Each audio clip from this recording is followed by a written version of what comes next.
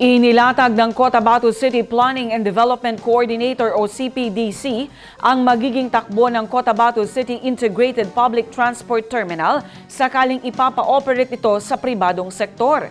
Nilinaw ng CPDC na magiging public-private partnership ang kalalabasan nito. Para naman sa mga stall sa loob ng terminal, idadaan pa umano ito sa lokal na pamahalaan para sa pagpaparehistro. Ang detalye mula kay Chris Chavez. Ipinakita ng Cotabato City Planning Development Coordinator ang magiging takbo ng Cotabato City Integrated Public Transport Terminal sakaling ipapa-operate ito sa pribadong sektor. Nilinaw ng CPDC na magiging public-private partnership ang naturang terminal. Pagmamay-ari pa rin ng lokal na pamahalaan ng lungsod ng Cotabato, ang terminal at pribadong sektor lamang ang maatasang magpapatakbo nito.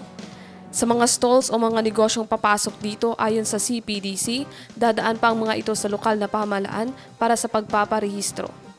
Sinabi ni Cotabato City Councilor Attorney Anwar Malang, dapat may isaayos at maiplansya muna ang lahat bago buksan ang turang terminal. Magkakaroon naman ng susunod pa na pagpupulong kung saan pag-uusapan naman na magiging tahak ng terminal sakaling ang lokal na pamahalaan na ang lungsod ang magpapatakbo nito. Chris Chavez, iMinds, Philippines.